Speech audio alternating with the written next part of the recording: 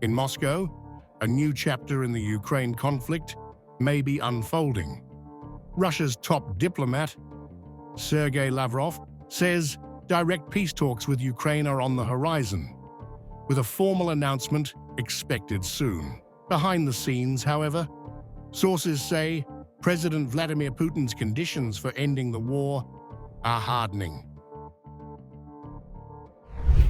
According to sources familiar with top-level Kremlin discussions, President Putin now wants a written pledge from Western powers that NATO will no longer expand eastward, especially ruling out future membership for Ukraine, Georgia, and Moldova. Moscow is also seeking partial sanctions relief, legal guarantees for Ukraine's neutrality, and protections for Russian cultural and linguistic rights inside Ukraine. The Kremlin is reportedly drafting its version of a memorandum that outlines these terms. The proclamation of a neutral, non-aligned, and non-nuclear status for all time made it possible for Ukraine to be recognized as an independent state by both the Russian Federation and all other members of the international community. Returning to this oath, which the Nazi regime tried to violate and even wrote this obligation to violate its non-nuclear status into the Constitution. Returning to this oath is one of the key demands of Russia that must be met within the framework of any settlement. Western leaders have dismissed Russia's demands as excessive. Kyiv has firmly resisted abandoning its NATO ambitions, arguing that no outside power should dictate its alliances.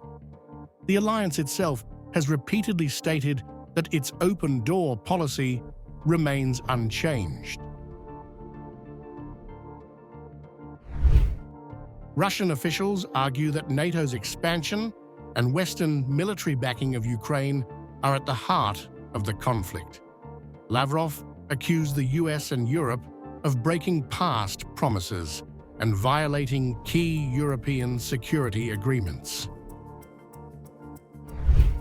I have repeatedly said that the trigger for the conflict in Ukraine, and in a broader sense, the deep crisis of Europe's security, was the aggressive expansion, the long-term expansion of NATO to the east, which was carried out contrary to the instructions of the USSR and then Russia, with the sworn assurance of the Americans and Europeans that the NATO expansion would not take place.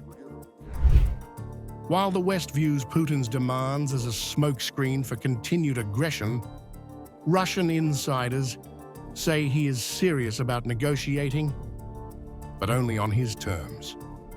They warn that if diplomacy stalls, Moscow could escalate militarily to press its advantage.